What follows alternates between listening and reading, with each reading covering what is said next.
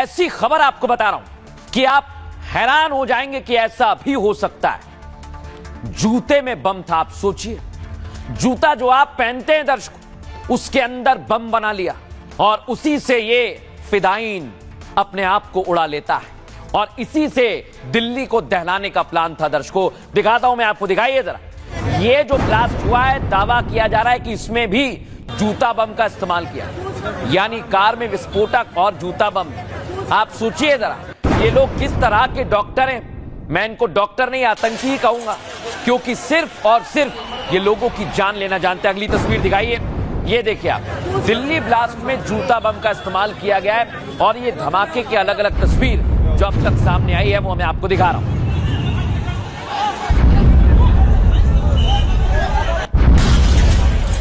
अब मैं आपको बताता हूं, दिल्ली ब्लास्ट में आरोपी आमिर राशिद को आज कोर्ट में पेश किया दर्शक, और यहां पर 10 दिन की इसे एनआईए की हिरासत में भेज दिया है। लेकिन सवाल यही कि आखिर कौन है जो इनके रिमोट से बटन दबा रहा है, इनको फिदाइन बनने के लिए इनका ब्रेन वॉश कर रहा है। पीछे सर।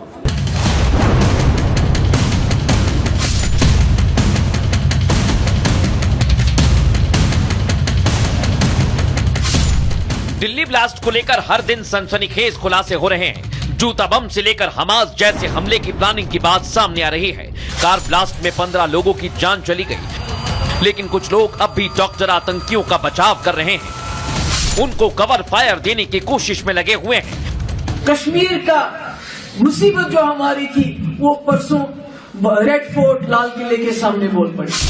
महबूबा मुफ्ती जैसे लोग आतंकियों का कितना ही बचाव कर लें, पीएम मोदी ने पहले ही साफ कर दिया है, दोषियों को किसी भी कीमत पर बख्शेंगे नहीं।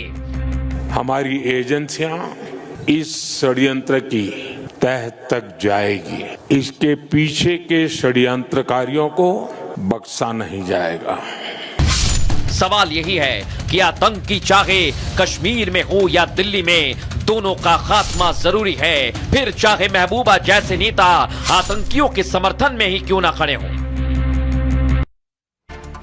अब दर्शकों मैं आपको बताने वाला हूं, क्या जूता बम से दिल्ली को दहलाया गया है और यह जूता बम कैसे काम करता है, कैसे फटता है। आइए जरा मैं आपको बताता हूं। यह आप देखिए, 10 नवंबर को दिल्ली में हुए ब्लास्ट पर बड़ा खुलासा हुआ है दर्शकों।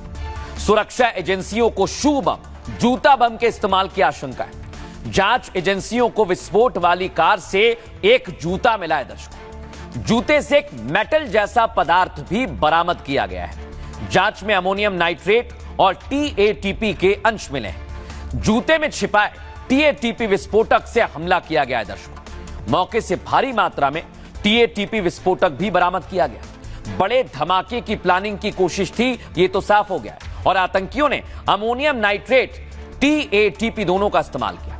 टीएटीपी क्या होता है? बेहद खतरनाक और सेंसिटिव विस्फोटक माना जाता है। इसे एसीटोन एसिड जैसे घरेलू केमिकल से बनाया जा सकता है दर्शकों। बड़ी बात यह है कि इसमें धातु नहीं होती है। इसे स्कैनर और मेटल डिटेक्टर से भी पकड़ना मुश्किल होता है। आतंकी हमलों में इसका इस्तेमाल किया जाता रहा है। यह मामूली झटके, रगड़ या थोड़ी सी गर्मी से फट सकता है, और जूता बम के इस्तेमाल से टीएटीपी में विस्फोट किया गया है। टीएटीपी जैसे हाई एक्सप्लोजिव का इस्तेमाल होता है दर्शकों। टीएटीपी वजन में बहुत हल्का होता है। जूते की सोल या हील के अंदर विस्फोटक को छिपाया जाता है, और जूता बम दिखने में साधारण जूते जैसा ही लगता है दर्शकों। जूते की लेस के पास डेटोनेटर को छिपाया जाता है। ये देखिए आप जरा यहां, और ये सबसे छोटा और सबसे जरूरी हिस्सा होता है। माचिस से फ्यूज जलाने की कोशिश की जाती है दर्शकों। टाइमर के जरिए, जो मैं आपको दिखा रहा हूं, टाइमर के जरिए विस्फोट किया जाता है। और सोचिए आप कि आतंकी अपने आप को बदल रहे हैं, नए नए तरीके ला रहे हैं, लेकिन यह सावधान रहने वाली बात है। एक्सपर्ट क्या कह रहे हैं आपको सुनवाता हूं मैं। दिल्ली ब्लास्ट में एनआईए को जूते में बम, जूता बम के इस्तेमाल का शक है, जिसमें खतरनाक टीएटीपी विस्फोटक का इस्तेमाल का शक हो रहा है। और यह भी शक है कि डॉक्टर उमर, जो एक सुसाइड बम्बर वो मान के चल रहे हैं और को मान रहे हैं, और इसका जो ट्रेसेस मिला था पहले, इसके पहले मिला था अमोनियम नाइट्रेट फ्यूल ऑयल का ट्रेसेस मिला था, जिसमें शक था कि 2 किलो अमोनियम नाइट्रेट का इस्तेमाल हुआ था। अब जो एक और उसमें ट्रेसेस मिले थे एसीटोन्स के, try acetone and try peroxide का, वो जूते से मिले हैं, जो कि उसी गाड़ी में I-20 के अंदर पाया गया है। TATP को मदर ऑफ सैतान, शैतान की मां कहा जाता है। वो बहुत ही सेंसिटिव है, बहुत संवेदनशील है और बड़ा नुकसान करता है।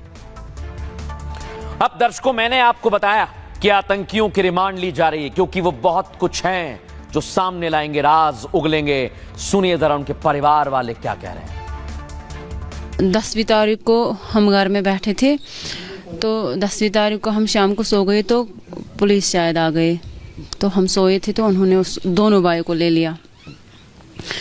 उसके बाद हमने उनको बोला हमें घर में कोई नहीं है, इनको छोड़ दो, तो उन्होंने बोला कोई बात नहीं, इनको कोई परवाह नहीं है, तो कल हम छोड़ देंगे, कल आप थाने पे आना। फिर हम भाई उमर और आमिर दोनों भाई को ले लिया। फिर हम सुबह थाने पे गए, तो हमें वहाँ पे छोड़ा नहीं। फिर हम तीसरे दिन भी गए। तीसरे दिन हमने अच्छी तरह से उमर के साथ बात की, उमर को छोड़ा बाहर, तो हमने उमर के साथ अच्छी तरह, लेकिन आमिर को हमने वहाँ पे देखा नहीं। उमर जो इस ब्लास्ट में कार चला रहा था, जिसकी डेथ हो गई है, जिसको ये कहा जा रहा है कि उसने ही हमला किया है, उमर को लेकर कोई जानकारी आप लोगों को है? हम जानते ही नहीं उसको। उमर को आप लोग नहीं जानते? नहीं, हम नहीं उसको जानते हैं। फोन पे बातचीत किसी से आमिर अगर करता हो यहाँ पर घर पे रहकर? नहीं, हम खाली प्लम्बरी के बारे में जानते हैं और हमें कुछ भी पता नहीं है। जैसे परिवार में आप लोग रहते हैं, सोचिए जरा आप दर्शकों, ये लोग एक जगह पर इकट्ठा होते थे, वो है ये अल फलाह यूनिवर्सिटी दर्शकों। और आप भी सोच रहे होंगे कि यूनिवर्सिटी पर कार्रवाई कब होगी, इस यूनिवर्सिटी में आखिर कितने आतंकी डॉक्टर छिपे हुए हैं, यह भी बड़ा सवाल है। लेकिन मैं आपको बताऊं दर्शकों, अब अल फलाह यूनिवर्सिटी पर एक्शन की तैयारी है, प्रशासन की टीम पहुंची है। खबर यह है कि बुलडोजर भी हो सकता है एक्शन, क्योंकि यूनिवर्सिटी प्रबंधन से अब पूछताछ की जा रही है। अब मैं आपको एक और तस्वीर दिखाता हूं दर्शकों, इधर हरियाणा और इधर अल फलाह यूनिवर्सिटी पर एक्शन की तैयारी है। और आपको यह तस्वीर बता दूं मैं, हैदराबाद से चांसलर का भाई गिरफ्तार किया गया है, यानी पूरी तैयारी है। इसका नाम है हमूद सिद्दीकी। लेकिन आपको बताता हूं दर्शकों कि कैसे अलग अलग जगह पर कार्रवाई की मांग की जा रही है, और अल फलाह यूनिवर्सिटी पर सैनी सरकार कार्रवाई के लिए तैयार भी है। फरीदाबाद की अल फलाह यूनिवर्सिटी पर सवाल उठे हैं दर्शकों। दिल्ली ब्लास्ट की साजिश इसी यूनिवर्सिटी से रची गई। डॉक्टर उमर, मुजम्मिल और आतंकी डॉक्टर शाहीन ने प्लान बनाया। यूपी एटीएस ने यूनिवर्सिटी पहुंचकर जांच भी की है। अब अल फलाह यूनिवर्सिटी पर बुलडोजर एक्शन की तैयारी है। जांच में अवैध कब्जा और निर्माण की बात भी सामने आई है। हरियाणा सरकार ने तैयारी पूरी कर ली है। आपको बताएं, यूनिवर्सिटी में नियमों का उल्लंघन कर निर्माण किया गया है। पीले पंजे से अवैध निर्माण को ध्वस्त किया जाएगा। यूनिवर्सिटी का कैंपस करीब 75 से 80 एकड़ में फैला हुआ है। दर्शकों सोचिए, हरियाणा की सरकार, कांग्रेस सरकार ने जमीन आवंटित की थी, और यूनिवर्सिटी के लिए भूपेंद्र हुड्डा की सरकार ने जमीन दी थी। दर्शकों, यूनिवर्सिटी में मुसलमानों के लिए 50% का आरक्षण है, और यूनिवर्सिटी को अरब देशों से भी पैसा मिलता है, डोनेशन मिलता है। दर्शकों सोचिए जरा आप, कैसे ये लोग एक यूनिवर्सिटी को आतंकी अड्डा बनाए हुए थे। हमारे सहयोगी अमृत की रिपोर्ट आपको दिखाता हूं।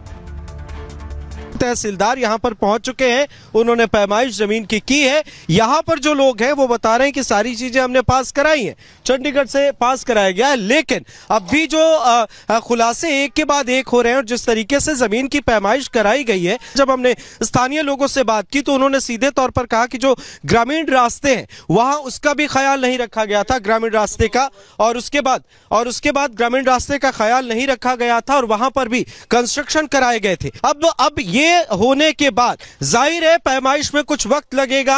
अभी ईडी की टीम यहां पर आई थी, लगातार अधिकारियों का काफिला यहां पर आ रहा है, लगातार अधिकारी पहुंच रहे हैं, चीजों को पड़ताल यहां पर कर रहे हैं।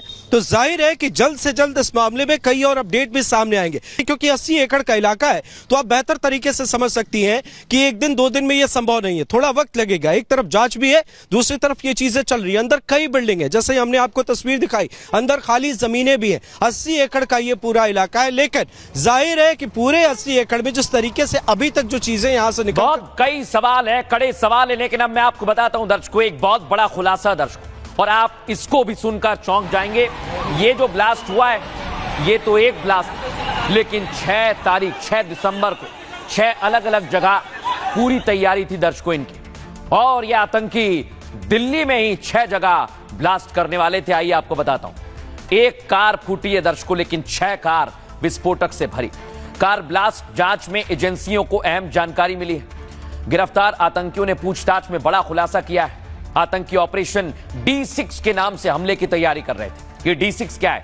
6 दिसंबर को कार बम हमले की प्लानिंग की गई थी। दिल्ली में 6 जगह पर आप देखेंगे मेरे आसपास जैसे धमाके हो रहे हैं, एक साथ ब्लास्ट होता दर्शकों, ऐसा धमाका करते जिससे पूरा देश दहल जाए। आतंकी बाबरी मस्जिद का बदला लेना चाहते थे। आप सोचिए, इन्हें राम मंदिर से दिक्कत है। आतंकियों से पूछताछ में ऑपरेशन D6 डिकोड हुआ है दर्शकों, और यह आतंकी आतंकी शाहीन ने पूरा प्लान तैयार किया था। पुलिस ने आतंकी उमर के सहयोगी जसीर बिलाल वानी को भी गिरफ्तार कर लिया है। जसीर बिलाल वानी को कश्मीर से पकड़ा गया है, और बिलाल वानी ने पूछताछ में बड़ा खुलासा किया है। हमास की तरह ड्रोन और छोटे रॉकेट से भी हमले की तैयारी थी। ड्रोन में कैमरा, बैटरी के साथ छोटे बम लगाने का प्लान था दर्शकों इन लोगों का, और ड्रोन से भीड़ भाड़ वाले इलाकों में हमले की कोशिश की थी। इसलिए दर्शकों सवाल खड़ा हो रहा है कि आखिर कितने जिहादी देश के अंदर छिपे हुए हैं। एक्सपर्ट क्या कह रहे हैं, सुनिए जरा। वैसे तो हर आतंकी को मदरसे में ही ये बता दिया जाता है कि जो अल्लाह को नहीं मानता वो काफिर है, काफिर को कत्ल करना जायज है, उनकी औरतों और संपत्ति आपके लिए माले गनीमत है। लेकिन कुछ ना कुछ कमजोरी हर व्यक्ति की रहती है। जैसे डॉक्टर शाहीन की कमजोरी ये थी कि वो दूसरे देशों की यात्रा करना चाहती थी।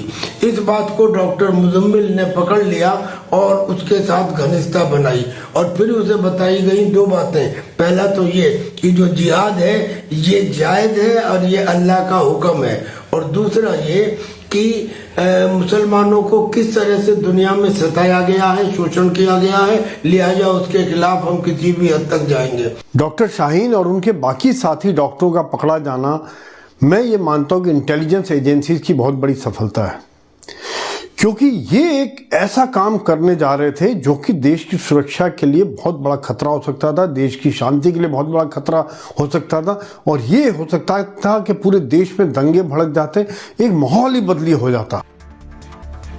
ये जो आतंकी है दर्शकों, अब मैं आपको बताता हूं ये तैयारी कैसी कर रहे थे, और धीरे धीरे जानकारी आ रही है। लेकिन पहले आप देखिए, लखनऊ में, उत्तर प्रदेश के लखनऊ में ये वो जगह है जो आतंकी डॉक्टर शाहीन का है, और इस घर को जरा आप देखिए दर्शकों, किसी को पता नहीं लगेगा ये कॉलोनी में कैसे रहते हैं, कहां जाते हैं, कहां आते हैं। इसलिए सवाल बहुत बड़ा है कि आखिर ऐसे कितने आतंकी छिपे हुए हैं। अब मैं आपको एक और तस्वीर दिखाता हूं दर्शकों, ये देख रहे हैं आप, ये अलग अलग तरह से बात करते थे, XZ के नाम से निर्देश मिले हुए थे। लेकिन क्या ये X और Z आतंकी हैं, पाकिस्तान में बैठे आतंकी हैं? और इनकी चैट से क्या खुलासा हो रहा है, क्या समझ आ रहा है, इनके कोडवर्ड्स क्या हैं, आइए आपको बताऊं। यह है आतंकी शाहीन को लेकर जांच एजेंसियों का बड़ा खुलासा दर्शकों। शाहीन, परवेज और अन्य आरोपी वुल्फ आर में बात करते थे। वुल्फ आर में आरोपी आतंकी गतिविधियां चलाते थे। आपको बताएं, वुल्फ आर होता है रात के 11 से 2 बजे तक का वक्त। आरोपी रात के समय आपस में संपर्क करते, बात करते। रात 11 बजे से 2 बजे के बीच ज्यादातर बातचीत करते थे। आउल कोड से शाहीन बातचीत को शुरू करते। परवेज 1 साल से नाइट ड्यूटी कर रहा था। वुल्फ पैक नाम से व्हाट्सएप ग्रुप है दर्शकों, जिस पर कई नंबर जुड़े हुए हैं, और यह आतंकी ग्रुप की एडमिन है। परवेज आरिफ भी ग्रुप से जुड़े हुए हैं। ग्रुप में बहुत सारी ऐसी चीजें हैं जो एजेंसीज एक एक करके खंगाल रही है। एजेंसीज को जानकारी मिली है, महिला आतंकियों की टीम को औरोरा और लूना नाम दिया गया दर्शकों। औरोरा और लूना फीमेल भेड़ियों के नाम है दर्शकों। मैडम सर्जन उर्फ आतंकी शाहीन ग्रुप की अल्फा थी। भेड़ियों के पैटर्न पर घात लगाकर हमला करने की इनकी प्लानिंग थी दर्शकों। आप सोचिए, ये बहुत लंबे समय से प्लान कर रहे थे। लेकिन आपको देखना चाहिए ये लोग जहां रहते हैं, कैसे रहते हैं, किसी को शक नहीं होता। हमारे सहयोगी राघवेंद्र की रिपोर्ट। पतला सा मकान है, आप देखिए, पतला सा मकान हाइट है और ये कहा जा रहा है कि ये शाहीन का मायका है। डॉक्टर शाहीन उर्फ सर्जन मैडम, ये उसका मायका है। उसके पिता यहीं रहते हैं, भाई लोग कहीं और जॉब करते हैं। तो इस तरह का यह मकान है गली में। जो पासपोर्ट की बात हो रही है कि 3 पासपोर्ट उसके नाम है, एक लखनऊ का बताया जा रहा है। तो जो तीसरा पासपोर्ट है जिस लखनऊ राजधानी का नाम आ रहा है वह यही लालबाग का एड्रेस हो सकता है, क्योंकि ये उसके पिता का घर है। कभी शाहीन यहाँ रहती थी, फिर वह जब शादी हो गई तो चली गई, फिर उसने वहाँ से भी अपने आप को अलग कर लिया और फिर जिस टारगेट पे वो काम कर रही है उसी टारगेट में वह लगी रही।